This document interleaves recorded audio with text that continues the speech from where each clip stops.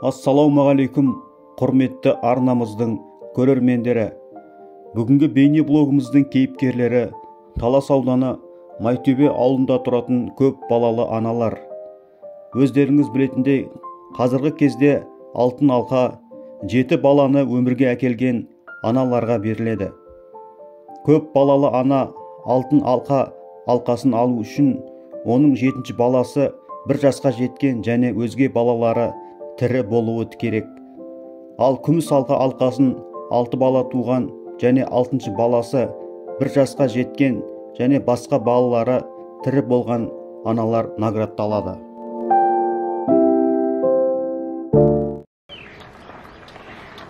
Ал біз міне келдік Майтөбе ауылына, қазір жеңгеміздің үйіне кіріп шығамыз, амандығын біліп.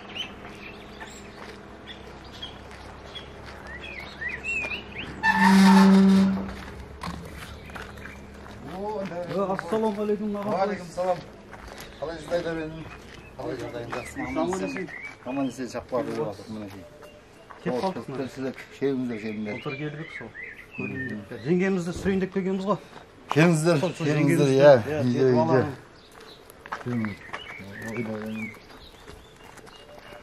Сол баяғы.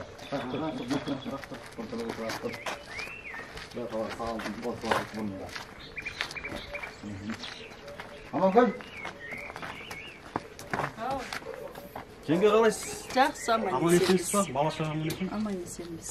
Келіңдер, кіріңдер.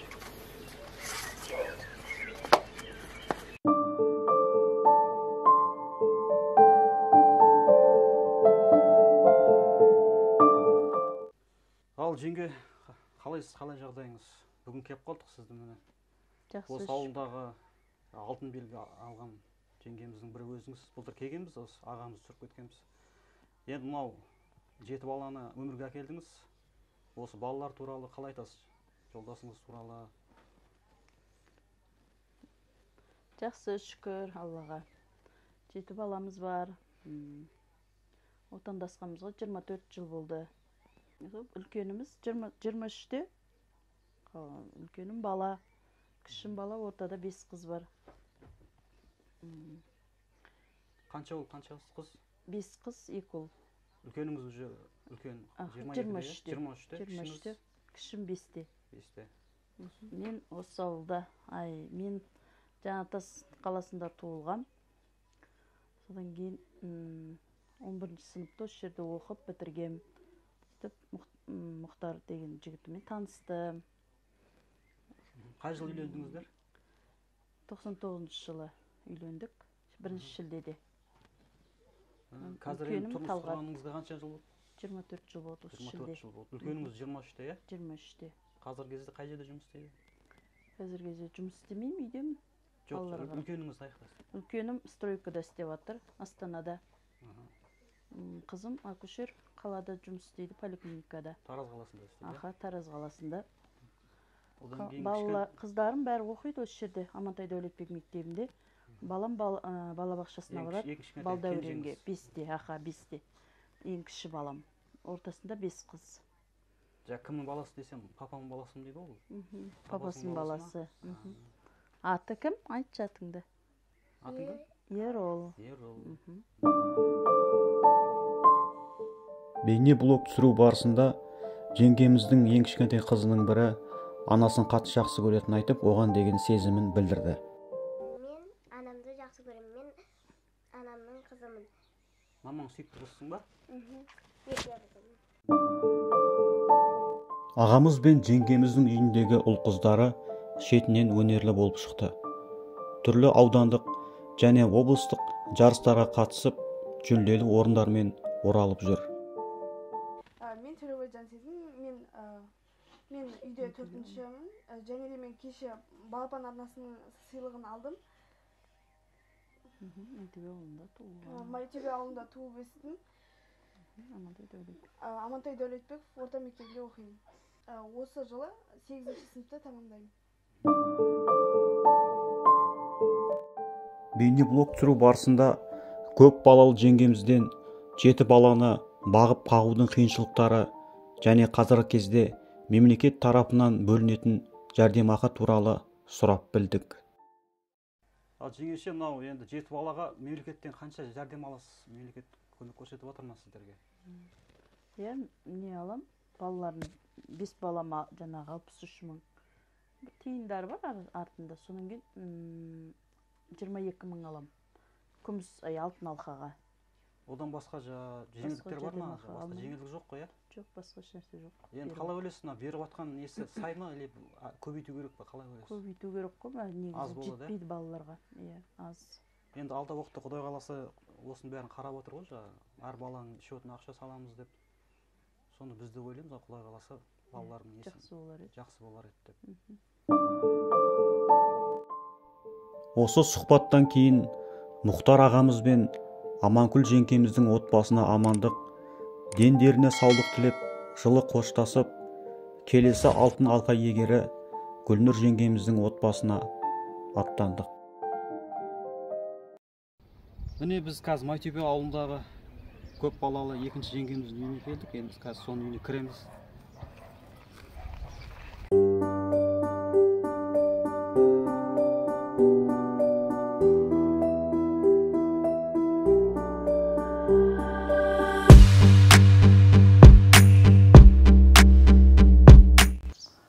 Мен Сегізбаева Гүлнұр Нұрлыбайқызы 1981 жылы дүниеге келдім.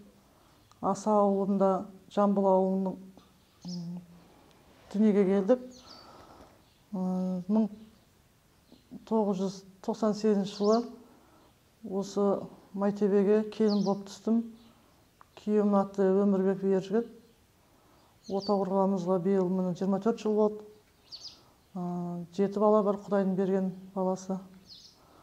Аллаға шүкір, жақсы. Алтыны үлкен балам аты Нұртілеу, 99 жылға. Жоғары оқу бітіріп, қазір Астанада жұмыс істеп жатыр, өз мамандығымен, геодезия мамандығымен. Одан кейінгі балалар сабақта, оқушы бәрі. Қанша? 4 бала, 3 қызым бар. Ең кішкентайым 3-ші класс оқиды.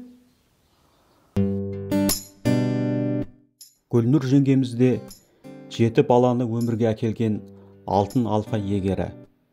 Перзенттерінің үлкені жоғары оқу орнын бітіріп, өз мамандығы бойынша Астана қаласында жұмыс істеуде. Ал кіші кейінгілері Майтөбе ауылында орта мектепте білім алуда. Ал жеңгені бүгін Майтөбе ауылына арнайы келдік. Осы ауылдағы көп балалы аналардың бір өзіңіз екенсіз. 7 балаңыз бар екен, Алла қаласа енді. Енді алда тағы да осы қазақтың санын көбейту жоспарда бар ма? Ағамыз екеуіңізде. Әрине, Құдай беріп жатса. Неге болмасқа дейсіз ғой? Иә. Енді үлкеніңіз Астанада қызмет істейді екен. 24-те ғой жасы? 24-те, Кішкентайыңыз 3-ші класс оқиды. 3-ші класс оқиды. Негізінен қазақта айтады ғой, әр бала туылғанда өзінің ырыс несібесі бірге болады деп. Мынау қазір мемлекеттен қалай ақша бөлінеді, сол қанша аласыздар? Ол 7 балаға. 7 балаға енді 2 бала өсіп кеткен, 5 бала қалам. 50 мың. Сол айтып күн көріс. Сол мысалы қазір айтады, көбісі аз деп, сол қалай ойлайсыз? Негіз аз ба? 100-ден асыру керек деп ойлайсыз ба, соны балаға беретін көмекті? Енді әрине өсіру керек. Әр бала тамаққа жетпей қалады, өзінің оқуына, сабаққа баратын киімдері бар. Тамақ бір басқа. О ауырып қалады о балада. Дәрмекке жетпей қалады. Өзім жұмысым жоқ, үйде отырмын. Жолдасыңыз жұмыс істейді дейді. Тек қана жеке күн көріс қайтыр. Әркімнің айтып. Тек қана сол өкіметтен беретін, балаға берілетін сол ғой. Сол үйімізге кіретіні өкіметтен. Басқа ешқандай табыс көші жоқ, аха. Сонымен қатар осы орайда Гүлнұр жеңгеміздің үйіндегі балалармен сұхбаттасуды жөн көрдік. Ал енді мынау ең 6-шы жыл ғой, е? Аха, 6-шы жыл. Кіміз? Бекболат. Бекболат, қай класс оқисың? 3-ші А. Майтөбеде оқисың ғой? Иә. Папаң боласың ба, мамаң боласың ба? Папаның. Папаң боласың ба? Үйде папаң, мамаңа қол қоймасың ғой, көмектесесің ба? Иә. Басқа тағы немен айналысасың мектепте? Оқимын, жазам, есеп шығарам. Молодец. Есепке жақсы бұл бала енді. Спортқа барамын. Спортқа барам. Қай түріне барасың? Футбол. Футболға барасың ба? Футболға барам. Жаттығу жасаймын. Ағайларың аты кім, есімі кім? Марат ағай ма? Футболда? Марат ағай. Иә. Ержігіт ағамыз бен Гүлнұр жеңгеміздің 4-ші перзенті Нұрай волейбол спортынан ауданаралық және облысаралық жарыстарда көзге түсіп, жүлделі оралып жүр екен. Ал енді мынау қызыңыз 4-ші қыз үйден үлкен, 4-ші қыз аға. Қай сынып оқиды? Қыздан 2-ші қыз. 9-ші сынып оқиды. 9-ші қыз оқиды аға. Есімің кім? Нұрай. Нұрай. Мектепте неге қатысасың ба, жарыс? Иә. Волейболда қатысам. Жаңа не медалым бар соныкі? Осы қыздікі. Майтөбенің қыздары жаңа. Аха. Иә, аха, осы қыз аха. Анау шуға дейін барып келді. Жарысқа ма? Жарысқа. Дұрыс. Алла қалса енді олимпиададан көретін шығармыз ғой. Иә. Басқанда мамаң туралы не айтасың? Мамаңмен көріп отырсың, 7 баланың анасы, алтын алқа иегері. Үйде мамаңа көмектесесің ба, қалай? Иә, көмектесемін. Мамаң жұмысқа кеткен кезде балаларға қарап, соларға қарап қаласың ба, үлкен? Тамақтарын беріп, үйдегілерді қараймын. Мен білем, сіздерде ауылда жылқы байлап, бие байлайсыңыздар, сол сіз жоқ кезде осы қыздарыңыз көмектесе ма? Әрине ғой, қыздар істейді ғой, сол қыздарға сеніп кетеміз. Бие сауып бересің ғой?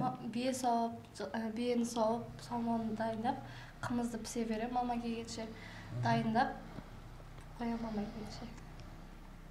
Сосын мен естіп отырмын, волейболдан қатысады деп. Соңғы барған жарыстардың, қандай жарыстарға бардың, қандай орын алдың, соны айтсаң. Соңғы жарысқа ма? Апталық жарысқа барғам, одан 1-ші орын алған едім. Қайда болды жарыс? Қаратода болды. Аудандық жарыс ба, Иә. Не ұтып келгендеріңді айтсын? Ұтып келгендерім. Әселпеш ұтып келді. Әселпеш, сосын саңсоғыр шығып келген болдым. Мамаңа не айтасың? Мамаң айтқан тілегің бар ма? Айта бер.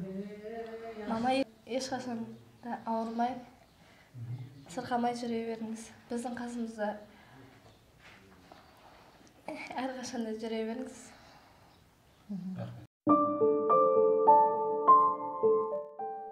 Бүгінгі бейне блогымызды қорытындылай келе, өмірдің қиыншылықтарына қарамай, ерлерінің, яғни ағаларымыздың тапқан табысымен және бала санына берілетін шағын жәрдемақыны қанағат тұтып, отбасын айрандай үйітіп сақтап отырған жеңгелеріміздің тіршілігіне еріксіз риза боласың.